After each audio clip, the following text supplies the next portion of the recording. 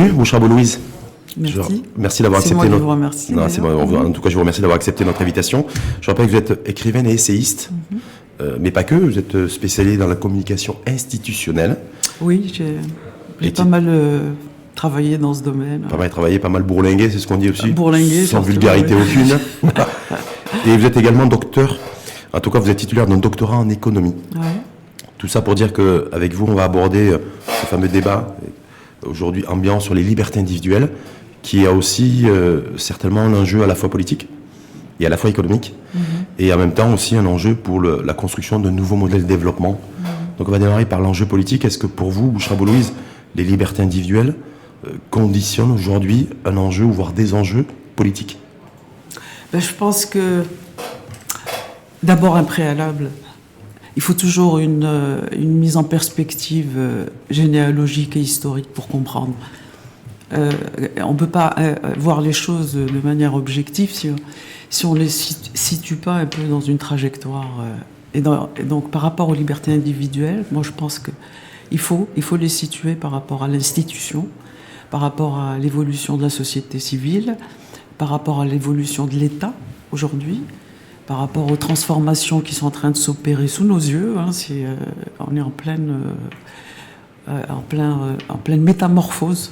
Ça fait un peu peur de parler de métamorphose, mais je crois qu'il faut... De métamorphose, de transformation. En fait, transformation, mais il faut de toute façon, c'est la mondialisation, la globalisation, c'est le monde de la digitalisation qui a complètement transformé le monde aujourd'hui. Donc nous, en tant que société dans cet univers, c'est normal qu'on subisse ces transformations. Et que les institutions soient interpellées aussi, que... Oui, parce que de toute façon, les libertés individuelles, si autrefois c'était peut-être une affaire de théologiens, ou une affaire de féministes, ou une affaire, de revendication, aujourd'hui, non. Aujourd'hui, moi, à mon avis, et on a eu plusieurs exemples, à mon avis, aujourd'hui, c'est une affaire qui touche au fonctionnement même des institutions. C'est un enjeu institutionnel, et qui dit institution dit politique. La politique, c'est ce qui fait marcher les institutions jusqu'à nouvel ordre. Et donc ça veut dire qu'aujourd'hui, ça dépasse l'enjeu purement politico-partisan. C'est ce que vous êtes en train de dire. Oui, parce qu'on voit que beaucoup de formations politiques ont du mal à se positionner sur ce débat, sur les libertés individuelles, à prendre la parole, à être audible. On voit que même en interne, certains partis, je pense au parti Justice et Développement, mais pas seulement, il y a des secousses internes, il y a des discussions, il y a des désaccords, on a du mal les formations ont du mal à sortir avec une espèce de consensus, une communication. Ouais, mais c'est pas les partis politiques, il faut pas incriminer les partis politiques à chaque fois que ça va mal. Mais c'est la politique, le politique dans le sens large et noble du terme. Large et noble du terme. C'est lui qui aujourd'hui est en difficulté. C'est pas les partis politiques seulement. Les partis politiques, c'est normal qu'ils soient en difficulté, parce qu'ils sont, de toute façon, les partis politiques, c'est l'État aussi. C'est les institutions. Donc on est dans une question d'institution. On est complètement dans les institutions. L'État est en difficulté aujourd'hui. Non pas l'État marocain, mais l'État d'une manière universelle. Les États-nations ont déposé le bilan. Ils ont muté. Ils sont obligés de muter. Aujourd'hui, donc au Maroc, il y a des répercussions probablement dans ce registre même de la transformation, de la métamorphose que l'État est en train de subir sous l'effet de beaucoup de l'entreprise, de l'économique. Là, on y reviendra effectivement en deuxième partie, mais ça veut dire quoi? Ça veut dire qu'aujourd'hui, ce débat sur les libertés individuelles, qui a démarré depuis plusieurs semaines, est porté essentiellement par la société civile. On a vu tout dernièrement le mouvement Unicité et Réforme s'approprier aussi le débat. On a organisé une conférence qu'ils ont intitulée une conférence scientifique sur les libertés individuelles. Ça veut dire que ça bouge aussi dans... Oui, ça a touché tout le monde. Ça touche tout le monde. C'est impossible de... C'est un coup à plusieurs bandes. En fait. Alors que cet écho, si vous voulez, les libertés ont toujours été défendues par les partis politiques au Maroc, les partis progressistes, démocratiques, la gauche. La gauche s'est identifiée d'abord par son combat pour les libertés au Maroc. Mais L'écho n'y était pas. L'écho dans la société civile, il y était chez l'élite politique, il était peut-être dans l'État, parce que ça nourrissait l'État-nation marocain. Ça le nourrissait, les débats qu'il y avait sur les libertés publiques. C'est pour ça qu'on a pu faire, en 50 ans d'indépendance, on a fait beaucoup de choses quand même. Mais par contre, l'écho dans la société civile, là, il n'y avait pas de résonance. C'est-à-dire qu'on faisait de la politique entre gens bien, sans de véritable passerelle avec la société. Voilà. C'est ça. Il y avait une espèce de... Et c'est la fin de ce modèle-là. C'est pour ça ce qu'il y a modèle l'enjeu politique aujourd'hui. Aujourd'hui, ces discours politiques, donc ces discours politiques, les politiques, les partis ont un peu, se sont affaissés. Il y a des explications aussi, mais aujourd'hui, ce qu'ils ont dit rentre enfin en résonance avec la société. Et c'est ce qu'ils ont dit, eux. Non pas, il faut pas les chercher, il faut pas les incriminer. Moi, aujourd'hui, je trouve qu'il y a une tendance un peu partout. Parce que j'ai vu même dans vos écrits, vous défendez attention, les partis politiques, oui. On en a besoin. Oui. S'il n'y a pas de parti politique, il n'y a pas d'État. S'il n'y a pas de parti politique, il n'y a pas d'entreprise. Il n'y a même pas d'entreprise. S'il n'y a pas de parti politique... S'il n'y a pas de parti politique, il n'y a pas de lieu de culte, il n'y a pas de mosquée aussi. J'ai lu dans vos écrits. Même la mosquée, même les lieux de culte, même les théologiens, tout le monde. D'ailleurs, ils se sont organisés en parti politique. Donc aujourd'hui, ils sont... Mais comment vous expliquez aussi que les partis politiques, progressivement, sans les incriminer une fois de plus, ont du mal à parler des gens? Pas forcément aux gens, mais ont du mal à parler des gens. Cette question des libertés individuelles, c'est censé parler aux gens et parler des gens, de leur réalité aussi. Et que là, en fait, on a l'impression en fait, que c'est compliqué. Oui. Voilà, de parler des gens, de parler de la société, de parler de ce qui touche les gens, de ce qui intéresse les gens, ou de ce qui devrait les intéresser. Ouais. Ça, je crois que c'est une déformation à la base. Parce que lorsque les partis politiques font des discours, ils les font beaucoup sur l'économie, sur la politique, la démocratisation. Ils ont des thèmes comme ça, très nobles, qui sont... Pour eux, un peu, c'est ce qui fait marcher une société. Donc tout ce qui est lié à la liberté, aux femmes, à la jeunesse, à la sexualité, au genre et tout ça, c'est secondaire, c'est les petits machins avec lesquels on s'amuse. On crée une petite section féminine par-ci, on crée une section de la jeunesse par-là, et puis on joue, on fait un peu de jeu avec ça. Mais en réalité, ils ont toujours travaillé sur le développement économique, politique, social, beaucoup politique, la démocratisation, le Parlement, etc. C'était ça les vrais enjeux depuis l'indépendance jusqu'à aujourd'hui. Mais aujourd'hui, les enjeux de société, ça n'a jamais été quelque chose qui constitue un centre d'intérêt pour les politiques, pour l'élite politique? Pas directement, non. Ceux qui portaient le projet, ceux qui étaient vraiment touchés par les libertés individuelles, les libertés politiques, si, mais les libertés individuelles, c'était ce qui était marginalisé dans les partis même, c'est-à-dire les femmes, les jeunes, les intellectuels, toujours les mêmes. De toute façon, c'est toujours les mêmes qui sont marginalisés parce qu'ils portent des petites causes qui paraissent complètement anodines, mais je suis désolée, ces causes-là aujourd'hui ont prouvé. Franchement, ont prouvé qu'ils sont capables de déstabiliser, de créer en tout cas des remous. Ah oui, de créer... Comment vous expliquez-vous qu'aujourd'hui, c'était le 11 octobre dernier, c'est-à-dire il y a une dizaine de jours, il y a une déclaration du président du MUR, Unicité et Réforme, je ne vais pas revenir sur la déclaration de Ahmed Reissouni sur les filles perverties du manifesteur La Loi, mais sur Abdelrahim Chki, président du MUR, qui a fait cette déclaration en disant qu'aujourd'hui, les libertés individuelles, c'est désormais une question urgente et non plus accessoire. Donc ça vient, aveu. Voilà. Pour moi, c'est un aveu. Du bras idéologique, c'est comme ça qu'il est présenté, en tout cas le MUR, du Parti Justice et Développement. Ouais. Voilà, ça traduit quoi, ça? Ça traduit que les libertés individuelles sont l'enjeu du siècle. Pour les sociétés arabes et musulmanes. Y compris pour les courants des mouvements ultra-conservateurs. A priori, en fait, présentés comme tel, en tout cas. Sinon, ils vont disparaître. Parce que de toute façon, c'est même plus des choix, je pense. Il y a une espèce de... La mondialisation et l'hégémonie et le transfert de l'hégémonie culturelle de l'entreprise vers l'État. L'entreprise aujourd'hui commente. On rentre dans un État d'entreprise, on quitte l'État, on est en train de quitter l'État-nation. Donc cette hégémonie culturelle, intellectuelle, politique qui existe maintenant chez l'entreprise, Elles sont en train de destituer, de fragiliser, d'aplatir l'État-nation, l'État. Donc les partis politiques sont, quelle que soit leur tendance, seront les premiers à être broyés par l'entreprise. Sauf s'ils ont cette capacité à se réinventer et à reprendre oui, le lead un petit peu. Est-ce que c'est ça l'enjeu politique? L'enjeu, oui. L'enjeu, c'est disparaître, c'est suivre. Question de survie, de vie ou de mort. Ouais.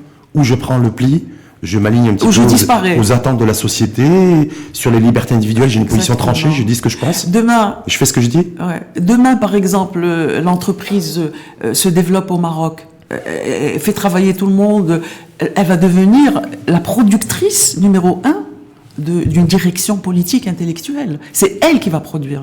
Parce que les mutations qu'on est en train de connaître, c'est des mutations vers un État un peu entreprise, c'est ce que je disais tout à l'heure. Donc une économie de marché, ouverte, concurrentielle, libre, c'est ça en fait. Où l'entreprise elle devient le guide intellectuel, politique, etc. de la société.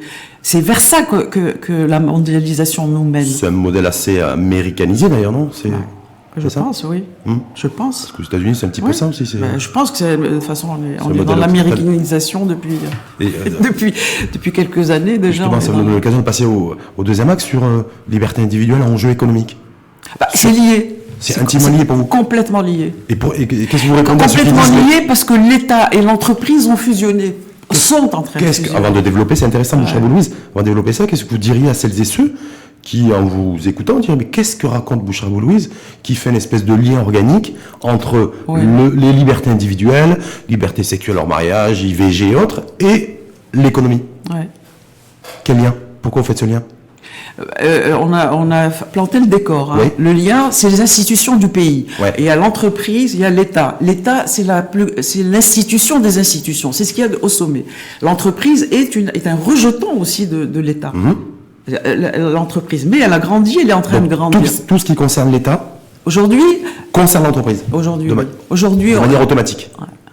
Donc ça veut dire quoi? Ça veut dire que si la question des libertés individuelles, il faut que l'État légifère pour soulager l'entreprise et pour permettre à l'entreprise ou c'est l'entreprise qui va dire vous, État, il faut régler ça parce que moi j'ai besoin d'avoir des citoyens productifs, utiles, novateurs, je veux des cerveaux créatifs. Je veux des cerveaux d'œuvre, je veux plus une main d'œuvre. La main d'œuvre n'est plus ce qui fait fonctionner l'économie aujourd'hui. C'est le savoir, c'est la cognition, c'est la formation, c'est ça aujourd'hui. Ce sont tout ce qui est immatériel que l'individu produit de par ses sens, c'est ça qui aujourd'hui constitue une matière première. Donc l'entreprise, on va vers ça. L'entreprise, elle a besoin d'avoir devant elle des gens libres, des citoyens libres. Elle n'a pas besoin d'avoir des espèces de personnes, un pied là, un autre pied là. Parce que là, on parle en fait d'entreprise, d'avoir des bras et des cerveaux utiles à l'économie, c'est ce que vous dites. Donc d'où efficace, efficacité. Qu'est-ce que vous entendez par efficacité? L'entreprise cherche l'efficacité. Et elle ne peut pas l'avoir si l'individu n'est pas libre, au moins libre dans sa vie privée, au moins. C'est-à-dire libre quand on vous dit c'est libre et responsable. C'est ça en fait. Donc c'est ça la relation que vous cherchez. Parce que chercher entre liberté. Vous êtes en train de traquer.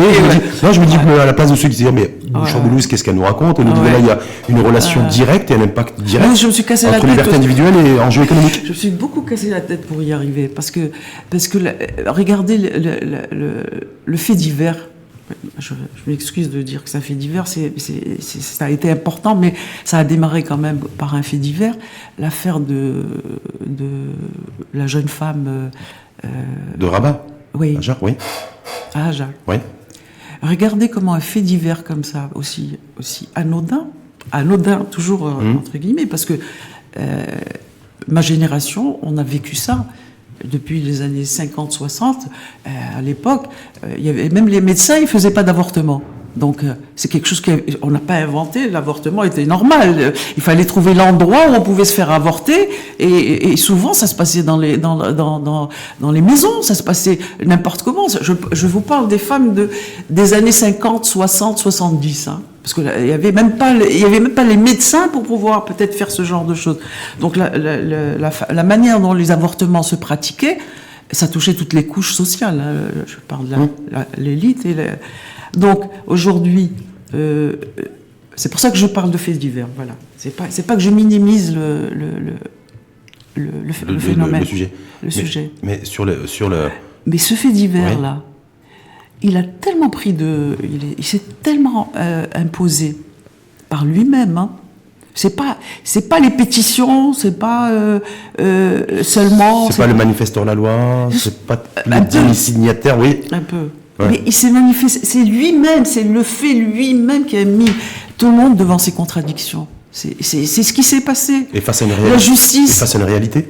Face à une réalité, c'est-à-dire que l'homme, la femme doivent être libres de disposer de leur corps chez eux. Quand ils sont adultes, ils font ce qu'ils veulent, c'est normal.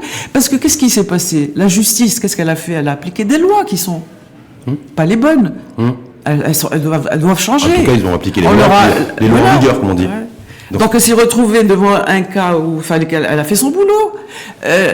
Oui. Oui, non, c'est intéressant parce que quand on était sur l'enjeu économique, est-ce que vous arrivez à comprendre aujourd'hui que toutes les organisations intermédiaires, on appelle très souvent sous le terme de corps intermédiaires, les organisations patronales, les organisations syndicales ne se sont pas appropriées ce débat sur les libertés individuelles.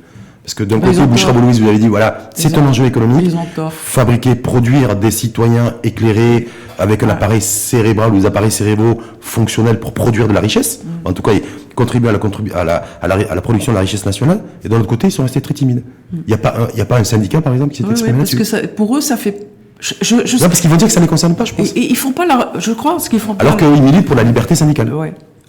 Parce qu'il y a un des principaux motifs des centrales syndicales, c'est légiférer aussi, de pouvoir aussi jouir d'une liberté syndicale qui soit pleine.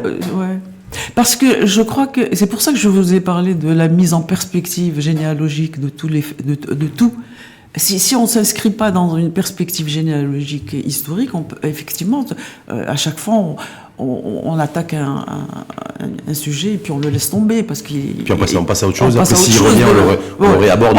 On va redire la même chose, etc. On va redire. Mais par contre, si on l'inscrit dans la généalogie de l'univers, dans l'écosystème dans lequel nous vivons, ben on va se rendre compte. Si ce phénomène revient à chaque fois, l'avortement, les relations hors mariage, si ces libertés reviennent à chaque fois, c'est qu'elles sont têtues, c'est qu'il y a un problème. Il y a un problème plus gros encore à mon avis, qui est encore plus gros que le chômage aussi gros, pas peut-être plus, mais aussi gros que le chômage. Parce qu'il y en a qui considèrent que le chômage, les services publics, c'est beaucoup plus important que des relations sexuelles. C'est la zone hors mariage ou IVG, donc. C'est une zone de confort pour les gens qui travaillent dans ces secteurs. Mais la zone de confort privative, celle-là, elle les laisse froid, quoi. Pour eux, ça n'a aucune importance. Est-ce qu'il est démontré, Bouchra-Boulouis, que aujourd'hui, dans les pays où il y a des périmètres élargis, où la problématique, en tout cas des libertés individuelles, où la réalité, pas problématique, mais la réalité des libertés individuelles est réglée, ben c'est les produits où les économies produisent beaucoup plus, sont beaucoup plus performantes et efficientes. Oui, vous voulez... je sais pas, je pose la question. Vous vouliez une preuve? Oui. Ils ont dépassé la problématique de l'humain, ils sont passés au robot. Voilà. Ça veut tout dire. Le robot, il n'y a pas de problématique de liberté individuelle. Ils ont dépassé ce que c'est qu'un homme, ce que c'est qu'une femme, ce que c'est qu'un trans-femme, trans-homme. Ils ont dépassé ça. Ils sont arrivés à la mise en place de l'intelligence artificielle, du robot. De la réalité augmentée. Je veux dire, rien que ça, ça parle, ça explique d'abord notre retard par rapport à la question de l'être humain, de l'être actif. Et puis, en plus, on veut aller vers cette société. Nous voulons nous moderniser, nous voulons aller vers... C'est un choix complètement assumé d'ailleurs. C'est Mohamed Ojar, l'ex-ministre de la Justice, parce qu'il ne l'est plus, au mois d'août, il avait fait cette déclaration. Le Maroc, partie intégrante du monde, de la carte du monde, de la mondialisation, ces enjeux-là. Donc, mais en même temps aussi se dire, voilà, on y va, mais progressivement. Pas de manière agressive, pas de rupture. Voilà, d'un point de vue palliatif, on franchit les paliers les uns après les autres. Hors de question de mettre de côté le tissu social et la société dans son ensemble. Il a raison. Vous savez pourquoi? Enfin, c'est mon opinion. Là. De toute façon, tout ce que je vous dis, c'est une opinion personnelle. Fruit d'une réflexion. Oui. Il a raison parce que qu'est-ce qui fait le clou d'une architecture d'une nation ou d'une communauté?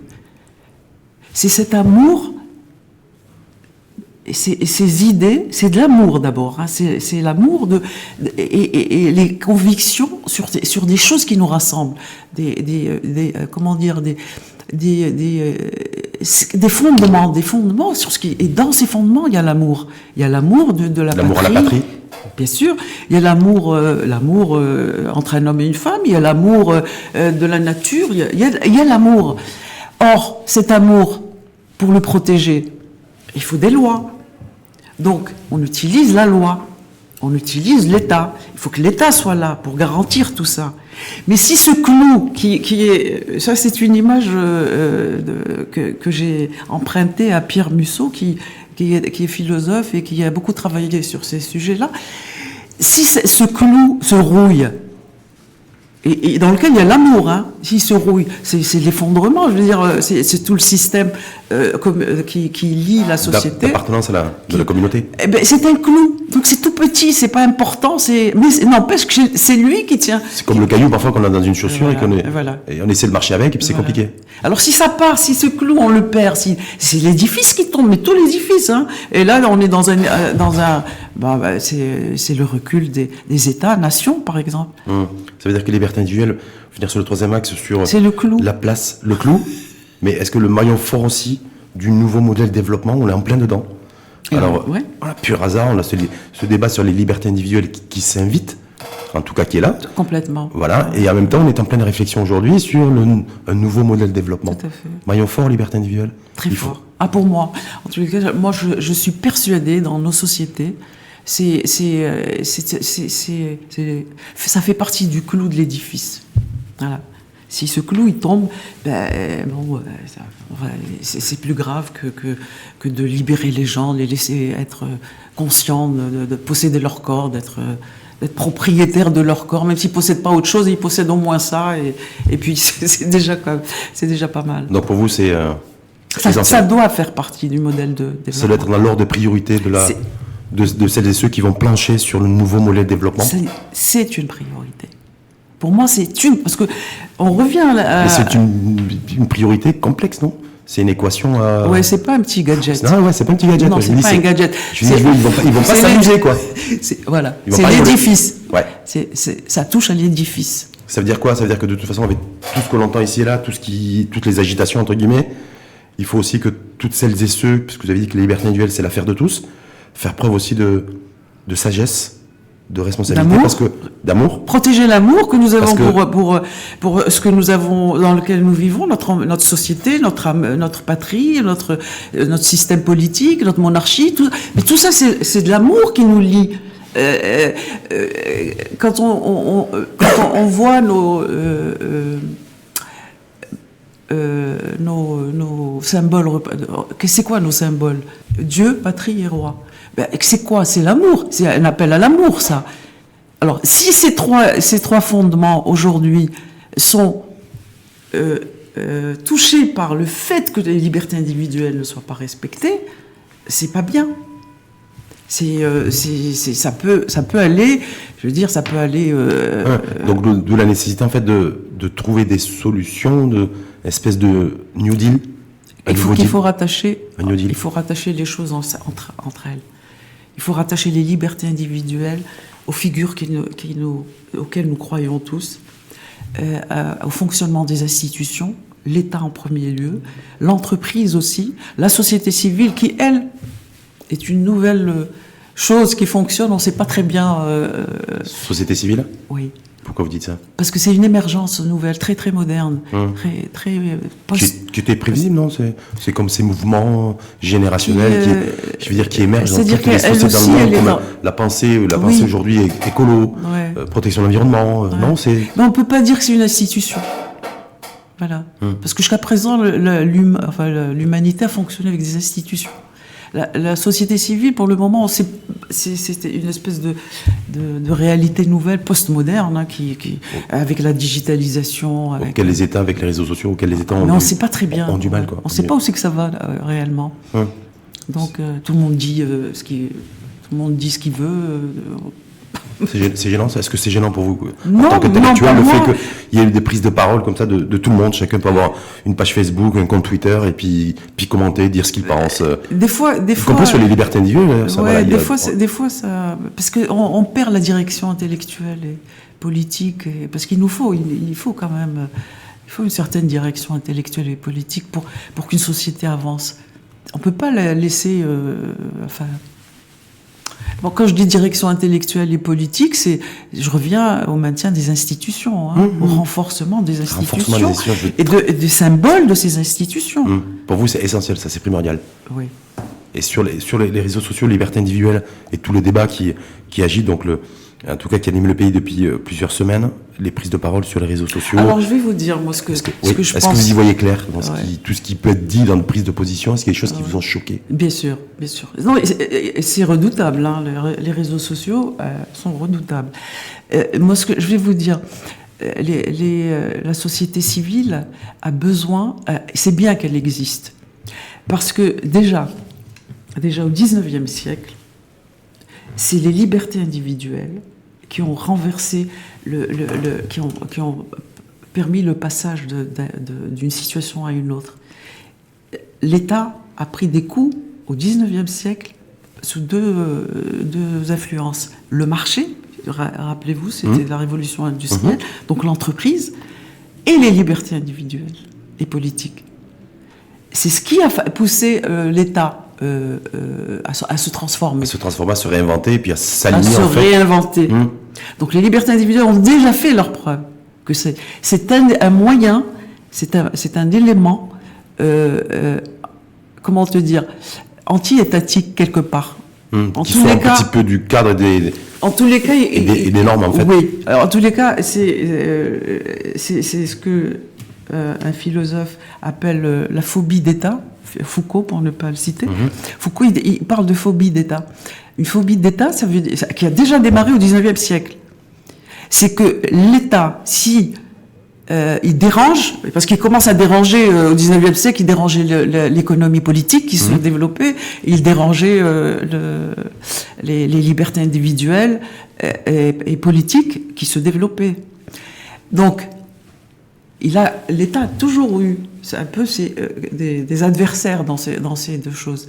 Il a aujourd'hui, c'est la même chose, parce que l'État aujourd'hui, ses adversaires, mais en même temps, c'est les partenaires. C'est ses partenaires, mais ils sont prêts à prendre la relève si c'est possible. S'il y a un vide, ils prennent la relève. Donc c'est l'entreprise et la société civile, encore une fois, enfin les libertés individuelles. Enfin, c'est pour vous dire que l'importance des libertés individuelles, c'est-à-dire que c'est sur le plan politique, sur le plan institutionnel, sur le plan social. Sur le plan culturel aussi. Alors là, n'en parlons pas. Oui, parce que je me dis, donc en fait, c'est multidimensionnel, ces libertés individuelles. Donc c'est pas quelque chose qu'on doit voir avec beaucoup de légèreté. C'est pas quelque chose qu'il faut réduire. C'est pas de la sexualité. En disant, c'est pas une affaire de sexualité perçue comme quelque chose, une déviance ou c'est une pas incitation ça. à la débauche. Ou de la débauche. C'est comme ça que ça a été traduit par certains. Absolument pas là-dedans. L'enjeu est ailleurs. L'enjeu est ailleurs. Et on a du mal à le voir parfois. Donc, et c'est ce qu'on ne voit pas en général.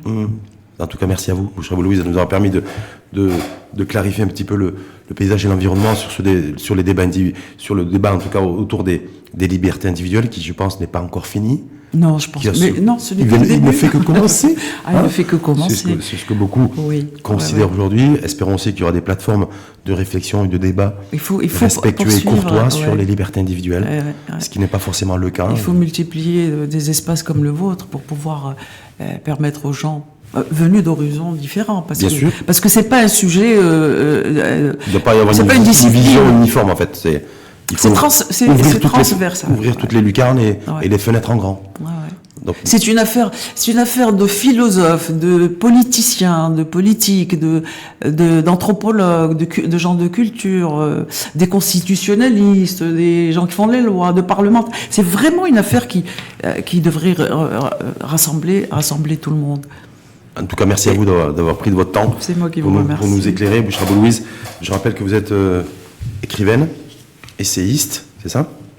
Il y a un bouquin en vue? Oui, il y en a un. C'est un polar. Un polar? Oui. Polar noir? Non, pas très noir, mais Non. institutionnel. C'est institutionnel. Voilà. Et, Il s'appelle Clara. Clara. d'accord. Et c'est une enquête d'un commissaire marocain qui porte indirectement sur la question de l'avortement. D'accord, donc vous restez dans l'atmosphère ambiante. Un petit peu. Vous avez été J'ai même inspiration de ces dernières semaines? Je l'ai même écrit avant que se produise D'accord. la question de. Donc c'est comme on de dit, l'avortement. avoir le sens de l'anticipation. Merci en tout C'est- cas Bouchra Louise, donc je rappelle écrivaine, essayiste, titulaire d'un doctorat en économie et vous êtes un pur produit de la Sorbonne. Vous avez décroché un DEA. D'abord la fac de Rabat. hein, Oui, c'est- non, vous avez fait Descartes, je crois. Oui. J'ai Et bien puis retenu. la fac de Rabat. Merci en tout cas à vous, Bouchra C'est Louise, moi qui vous remercie. et je vous souhaite une belle journée.